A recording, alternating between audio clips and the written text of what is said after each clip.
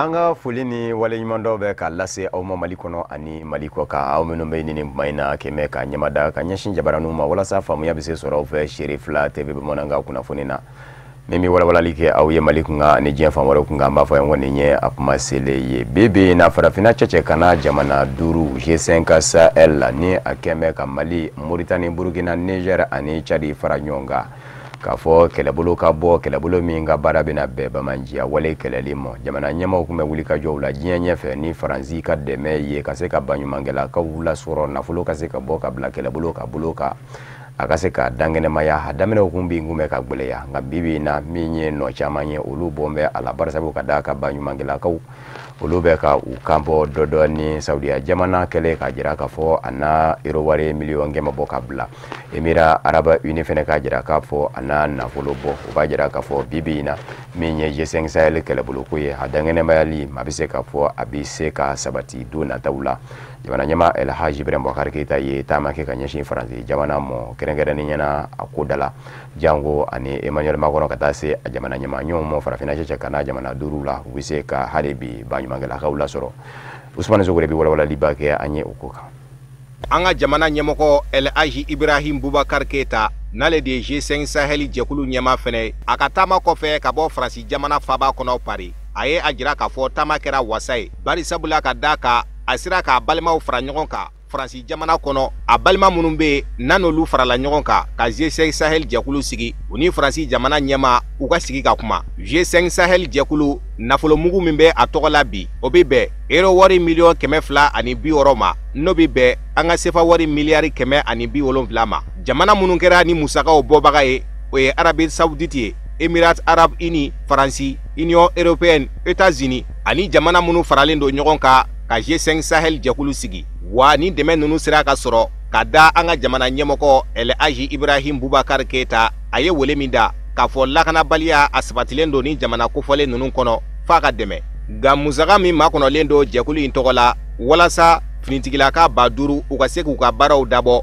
ni ka munumunu salow kɛ o bɛ t'i jɔ euro wari miliyon 423 la jigi kɔni b'a kan k'a fɔ jamana minnu ye dɛmɛ kɛ ka bɛn n'olu ka lajɛrɛ kura ye mun bɛna sigi sen kan ka bɛn ni février kalo tile 23 ye musaka kofɔlen a bɛna na sɔrɔ o kɛnɛ kɔnɔ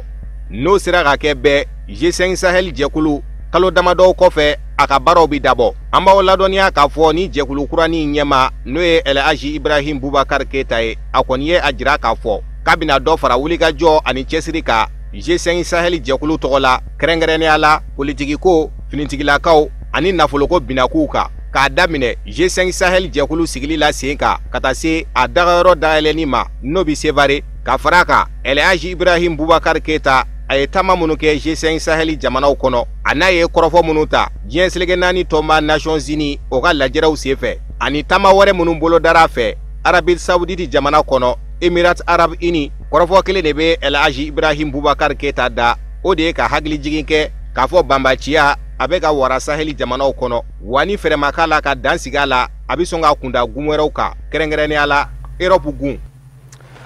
jamana wasablo kono wasadenw fana ye jamana ɲɛmaw ka sariya sen dajirale dɔw do bala k'u witi sariya sen dajirale ninnu bɛ tali kɛ fɛn minnu kan o ye baara min ni o bɛ senna bi ka ɲɛsin maramafɛn misɛnnin kɛlɛli ma u kama ko prolifération des armes légères et des petits calibres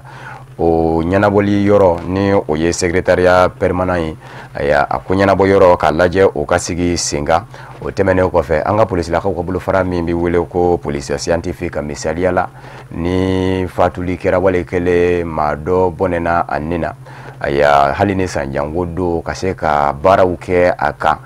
min bɛ se k'a to a facogo olu bɛ se ka ɲɛdɔn ka baara nɔgɔya sɛgɛsɛgɛlikɛlaw bolo o police scientifique ye ani technique ɲɛmayaso direction générale ani an ka jamana surasiya o fana ressources humaines o direction générale ninnu sariya senw de dajira la jamana ɲɛmaw fɛ wasablo denw na u ka se ka a don ba la u ye a don ba la nka Kafunɛ Bacili bɛ walawalali bɛ kɛ an ye a ko kan Sariya sen minnu ni olu dajirala wasadenw na n'u y'a ta ka don ba la ka bɛn n'u ka nin sigi ɲɛ. O fɔlɔ bɛ tali kɛ maramafɛnmisɛnninw kɛlɛli jɛkulu sigiliko la sen kan. N'u ko a ma ko secrétariat permanent de lutte contre la prolifération des armes légères et de petits calibres. A filanan o bɛ ɲɛsin polisiw ka bolofara min ɲɛsinen don ɲɛɲinikow ma. N'u ko a ma ko direction générale de la police technique et scientifique et de la direction des ressources humaines des armées. An b'aw ladɔnniya k'a fɔ wasaden minnu ni olu ye nin baara bolodalen sariya sen ta ni k'a don ba la o bɛ taa se wasaden 110 de ma. N'i ye Mali jamana yɛrɛ ta k'a lajɛ i b'a ye k'a fɔ maramafɛnmisɛnnin minnu ni olu bɛ ladilan an fɛ yan nɔ olu bɛ t'u jɔ fo maramafɛn 300 bɔɲɔgɔnko la. Wa n'i ye maramafɛnw don sira ta k'a lajɛ Mali jamana kɔnɔ i b'a ye k'a fɔ sira 50 de don nka sira 50 ninnu na 19 dɔrɔn de don da lakanalen don. Fɛn min bɛ tali kɛ direction générale de la police technique et scientifique koɲɛw kan o cakɛda kura min ni a bɛna bange ni k'a sigi sen kan mɔgɔ minnu bɛna ta ni k'olu bila cɛw la n'u ko a ma ko personnel olu bɛna kɛ fonctionnaire 15 ye. Olu boloma bɛna dɛmɛ u ka baaraw la stagiaire 41 fɛ. U n'olu de bɛna jɛ ni ka baara kɛ ni ɲɔgɔn ye. Baara bolodalen wɛrɛ min ni o taara ni ka don ba la an ka wasadenw fɛ o ka nin sigi sen fɛ o bɛ tali kɛ buna adamadennin yɛrɛ ka lakanako donni na ba la. O baara bolodalen sariya sen wasaden 78 olu de y'a don ba la. Wasaden fosi m'a yira k'a fɔ ko a ma jɛn n'a ye wa wasaden fosi mi i yɛrɛ minɛ. Baara bolodalen wɛrɛ o fana taara ni ka don ba la. O bɛ tali kɛ direction des ressources humaines des armées bangeliko kan. An b'aw ladɔnniya k'a fɔ o cakɛda in fana o fana baara bɛna bɛn an ka lakana tigilamɔgɔw ka koɲɛw ɲɛnabɔli de ma. Baara minnu bɛ kɛ k'a kɔlɔsi u nɔfɛ ani a lawaleyali bɛɛ lajɛlen. O baara bɛna bila mɔgɔ minnu ka bolo kan o ye état major ani direction des services militaires cakɛdaw ye. Wasaden 78 minnu ye nin baara bolodalen ta ni ka don ba la a bɛna kɛ sababu ɲuman ye ka ɲɛtaga di baara caman ma kɛrɛnkɛrɛnnenya la sorasiya binakun kan. Baara bolodalen laban min ni u y'a ta ni ka don ba la u ka sigi sen fɛ wasaden 95 olu de jɛra ni k'o don ba la. O ye baara bolodalen min tɛgɛnɔbila kɛra Mali jamana ma ɲɛmaw ani association internationale du développement fɛ u ti kalo tɛmɛnen san 2017 kɔnɔna na. O baara bolodalen musaka o bɛ t'i jɔ sefa wari la miliyari 42 ani miliyɔn 75 la. An b'aw ladɔnniya k'a fɔ o baara bolodalen a dangɛnɛmayali baara kunfɔlɔw bɛna lawaleya marabolo minnu kɔnɔna na o ye Kulikoro marabolo ani Sikaso marabolo kɔnɔna ye. Seko ni dongo nasira ka Solomana Jara ni ale ka baara bɛnbɛ Seko ni dongo ma diinɛ nasira ka zikirida bebe na dali masa ye a gɛrɛzigɛ studio d'enregistrement la aya studio d'enregistrement a bɛna kɛ sababu ye zikiridalaw u bɛ se ka u ka zikiri dumanw labɛn studio d'enregistrement in kɔnɔ ka sɔrɔ u ma musaka ba bɔ wali kelen ka yɔrɔ jan d'a ma kɛ ka taa jamana kɔ ka o baaraw la a nɔgɔyara ka sabu kɛ wulikajɔw ni cɛsiriw ye aya min ye kɛnɛ ye o sigira sen kan ka bɛn ni a kuruku ngarili ye o kɛra alamisa Decembre kalo tile 14 tɛmɛnen Bangoni Janginɛbugu la Solomana Jara yɛrɛ ka denbaya la min ye diinɛ ɲɛmaw ye olu tun bɛ kɛnɛ kan a baarakɛɲɔgɔnw a n'a kanubaw aya olu bɛɛ lajɛlen nana kɛnɛ kan an ka maa minnu tun bɛ Alhamidu Badini Samba Tarawele Jakarija Danbele ani Boubacar Tarawele.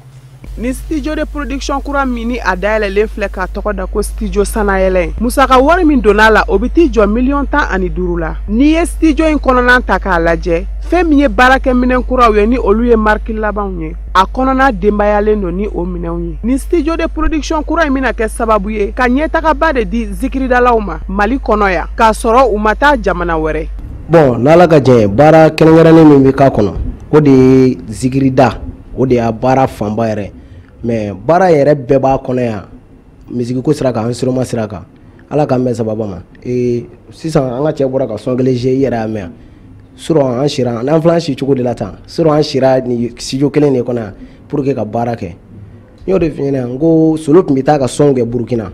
mais bi a b'an yɛrɛ fɛ yan fɔlɔ an tun bɛ taa si mɔgɔw fɛ yen ka dɔnkili da ye n'a b'an yɛrɛ fɛ yan sunɔgɔ tɛ yen bilen an bɛ si ka baara de kɛ yan sa. A kɛnɛ in kan an ka diinɛ ɲɛmɔgɔw wasara seereya ye ka kɛ an balimakɛ ye ni o ye zikiri Solomana Jara ye ka sabu kɛ a bɛ cɛsiri min ni baaraba min na ka silamɛya diinɛ cɛrin a ka dɔnkiliw kɔnɔna na fo ka se a ka shirifi kanu ma. Bi an ye silamɛw wele ka fara ɲɔgɔn kan kun wɛrɛ t'a la sabula ka d'a kan an balimakɛ n'o ye zikiri Solomana ye a n'an terikɛ a n'an jɛɲɔgɔn donc Ala ye hɛrɛba k'a ye a yɛrɛ ka so sanfɛ a ye studio dayɛlɛ yan studio min bɛna kɛ kasitiw dilan yɔrɔ ye zikiridalaw bisimila yɔrɔ ye u bɛ se ka kuma Ala ka diinɛ sira kan cogoya min na o la o soba dayɛlɛnen filɛ nin ye bi o nisɔndiya o de y'an jɛrɛ nin kɛnɛ kan an karamɔgɔ Cherif Usmane Madani Hayidara ani Solomana yɛrɛ sɔnna ka kanu ka tugu a nɔfɛ cogoya min na depuis kunu an y'a ye Solo a ma yɛlɛma.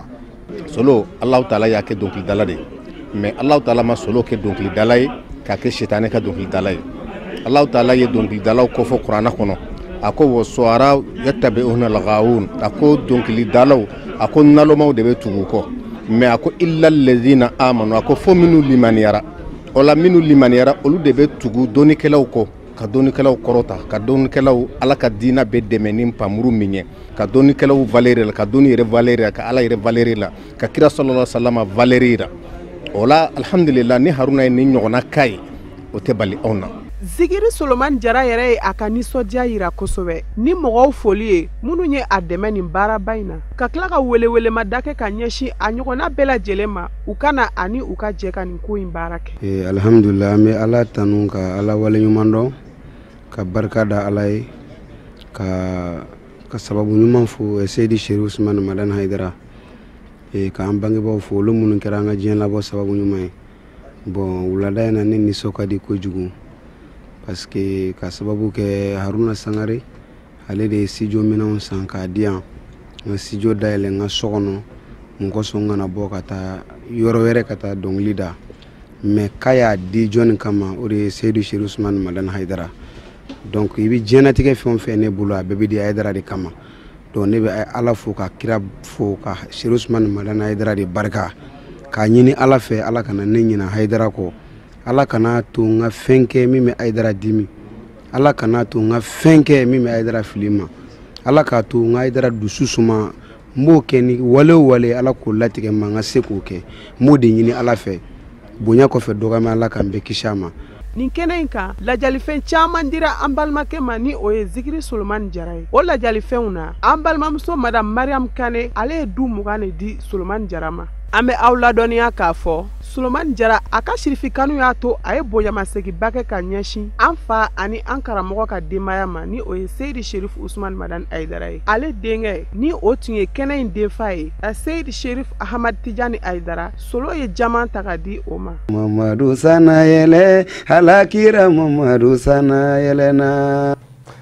Ni kun ye Zigiri Solo Jara ye an bɛ aw ladɔnniya k'a fɔ an ba min fɛnɛ ye dutɛrɛ 20 di Zigiri Solo ma Solomani Jara ani Cheikh Haruna Sangare mouvement pour l'union des Maliens ɲɛma min fɛnɛ ye i jɔ ni studio d'enregistrement musaka k'u bɛɛ lajɛlen ye an ka jɛ ka olu fɛnɛ ka fila fila lamɛn Alhamidou Badi ni Samba Tarawele Jakarija Danbɛlɛ ni Boubacar Tarawele ka kuma galama ninnu na. Tiɲɛna ne yɛrɛ kɔni mi yan bi ne sewalen don n bɛ Ala barika da diɲɛ don o don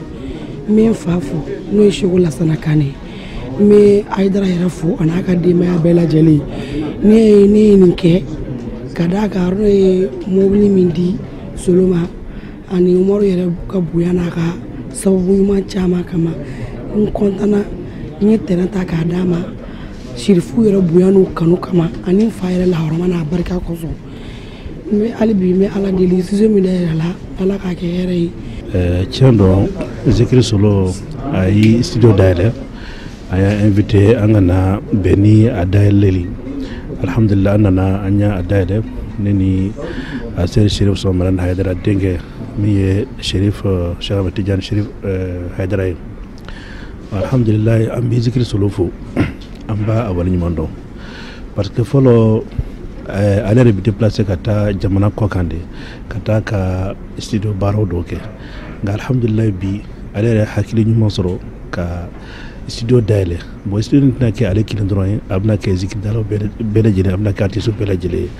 donc o fana ye action de développement dɔ ye o fana ye jamana dɛmɛ dɔ ye parce que a bɛna kɛ sababu ye minnu bɛ déplacer ka taa jamanajanw na ka taa u ka albumu bɔ donc a bɛna kɛ sababu ye u ka se k'u ka baaraw kɛ Bamakɔ yan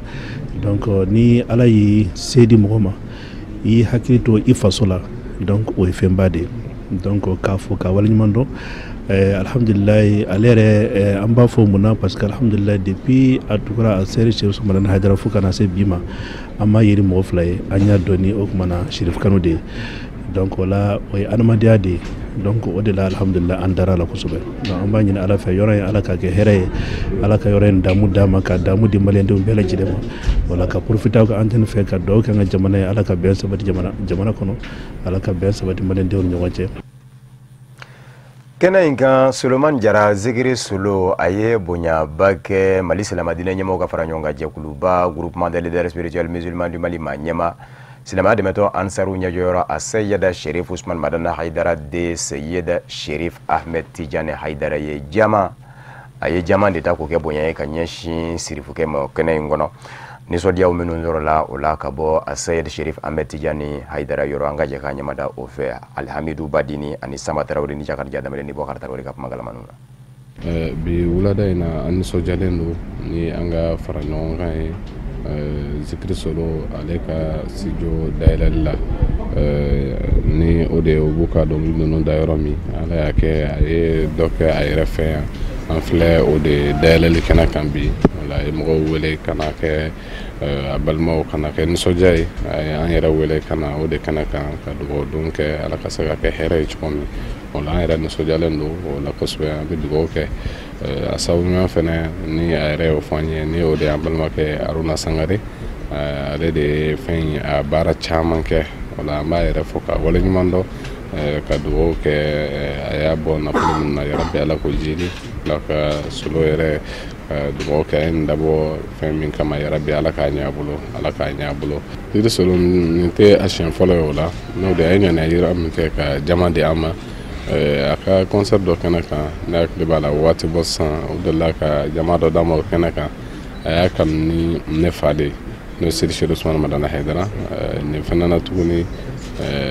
doye akam ni jama ka dama ay odi environnement mais aleka fin didi ama jama sanu wari amba e ka dogo ay mindi ama koro parce que mo min gombi fe kaba odi abay modola war joro bina sanu joro bina jama joro bina dobe abodi men ni joro nana todi bo ay mi di amaka koro o e aka kanu ambi fe wala wininde wala ni joro dama kaba wala onti kaba ko ya ka foiti buya ombulo aka dita dola akelen ka bilwele badi kaba ode banzenze kase jien fanwore kuna funu soralima Togo jamana kono fanga sinamato mbora fa bela jelela ka bene alamusa Decembre kalo tlita aninani ye kajira farafinat le biyamba jamana tani duru nyamaula ulu minu mina nyonzoro sibirido Decembre kalo tlita ani woro kerengere nyana Nigeria dugu bala Abuja sewede ya jabalala ukalaje uku hakilito Togo kungangula barisabu kadaka Togo ye jamana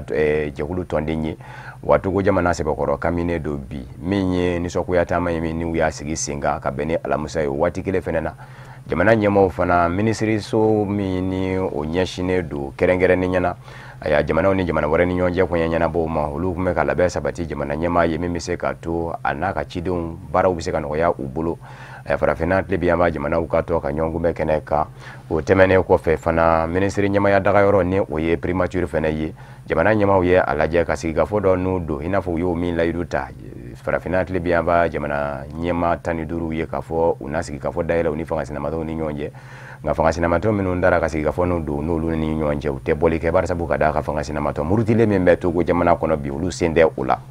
fanga nyine jagulu tani nani minu murutimbe foro nyasimbe ka fanga manu keme ka jila ka fo aka fanga de bla uya yera ka fo ubi anyine farafina tlebi yamba jamana tani duru ma nyemo ufe ukalaje ukadanyumando to go kungangula bawo minye mashiba udebe kake Togo wani ama kumbe jona abisongata aka dange wa minye farafina tlebi yamba jamana chamanye bebi songi yere soro akono ukafo chukula dandigelingera ukanyema mimve uyepola doji ape voye ama ula dunia kafo bibi na minye foronya simbe na kafanga ye uyajera kafo unifanga sina matodo usira kapuma ubena fe minunga kubina olula je kulu sekazeke kulu donjo kunyini bala ngani mbanga nyine je kulu tani nani umunu muruti mbeni uluye ama famba uye adangele ulu ya jara ka fo sigi ka fo numa dun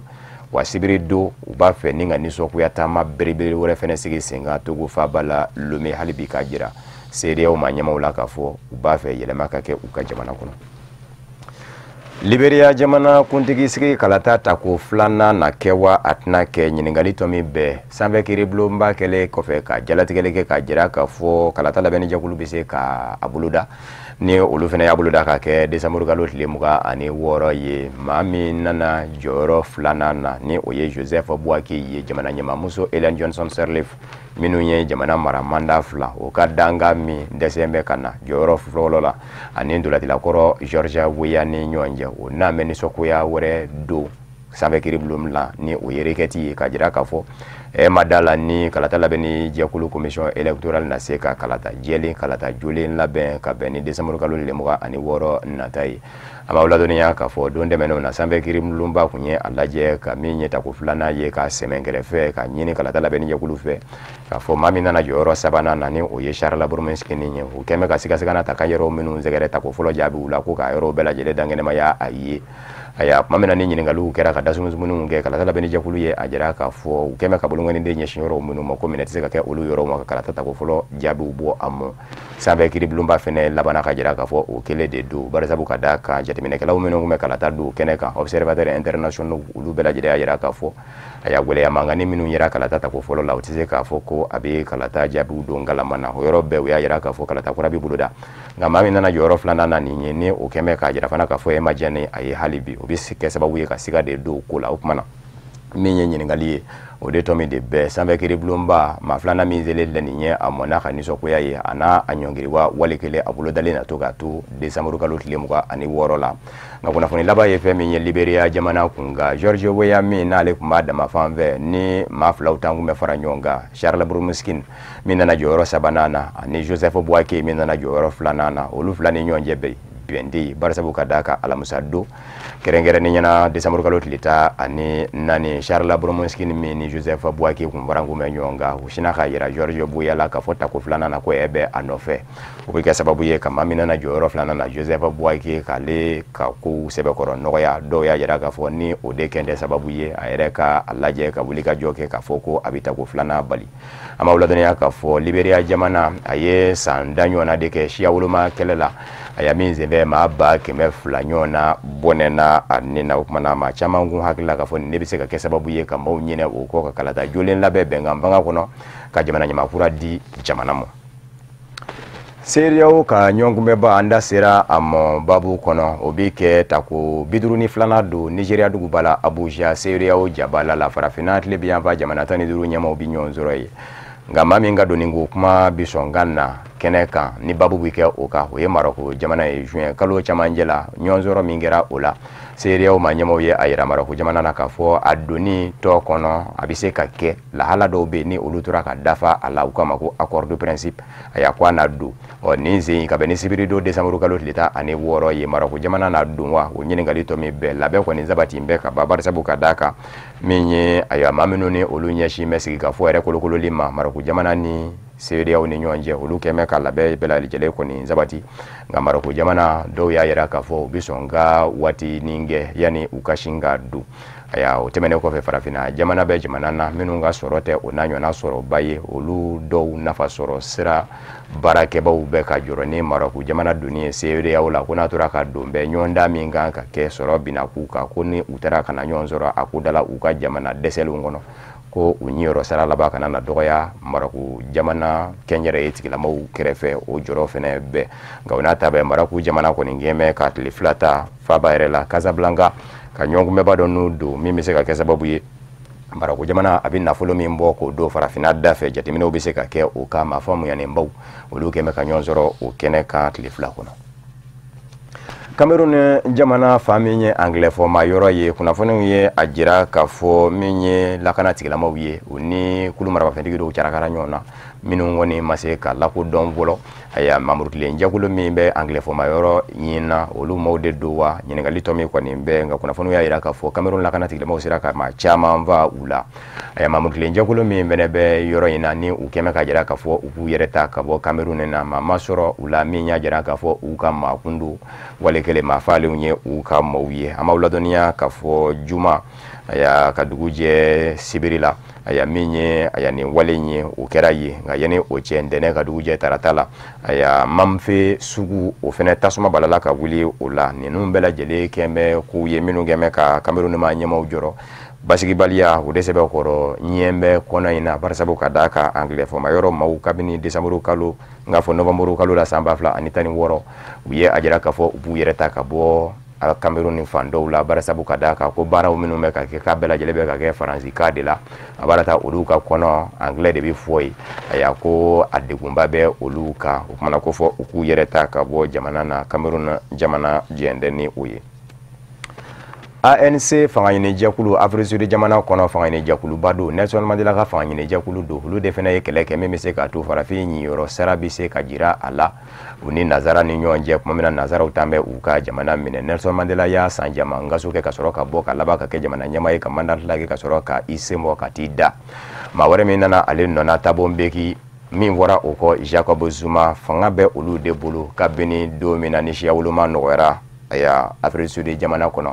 nka nin sen Decembre kalo tile 16 ka taa se a tile 20 ma ANC fanga ɲini jɛkulu ka ɲɔgɔn bɛɛ ba bi kɛ ɲɛmaya so falen de don ani ɲɛma falen a bɛ sɔn ka gɛlɛya kosɛbɛ bari sabu ka da ka fanga ɲini jɛkulu yɛrɛ kɔni bilama farafaralen de don ma fila ni ɲɔgɔn cɛ maa fɔlɔ jamana ɲɛma Jacob Zuma ka danga Cyril Ramaphosa ani jamana ɲɛma Jacob Zuma furumuso kɔrɔ Nkosazana Dlamini Zuma aya nunu maa fila ko in bɛ olu de ni ɲɔgɔn cɛ kunnafoniw ye a jira k'a fɔ ka bɔ marabolow la déléguéw fanga ɲini jɛkulu tɔgɔ la minnu bɛna kala ta maa 500 ani 200 ani 40 olu de nana ɲɔgɔn sɔrɔ duguba la walasa kalata in a bɛ se ka kɛ nka maa caman kɔni gɛn bɛ k'a jira k'a fɔ Cyril Ramaphosa ni o ye ɲɛnatigɛw ka maa ye o de bɛ sɔn ka tɛmɛ bari sabu ka da ka délégué caman bɛ bolo nka Nkosazana Dlamini Zuma ni o ye Jacob Zuma furumuso kɔrɔ ye a furukɛ kɔrɔ ka dɛmɛ bɛ a ye o tɛmɛnen kɔfɛ musolakaw ni denmisɛnninw minnu fɛnɛ bɛ tɔgɔ kɔnɔ olu fɛnɛ ka dɛmɛ bɛ ka ɲɛsin a ma Russie jamana ɲɛmaa Vladimir Putin kɛlen kɔfɛ ka jira k'a fɔ a b'i kanbɔ ka jamana ɲɛmaaya ɲini mandat 4 na Russie jamana kunna san o san a bɛ laada dɔ timɛ laada in tɛ dɔwɛrɛ ye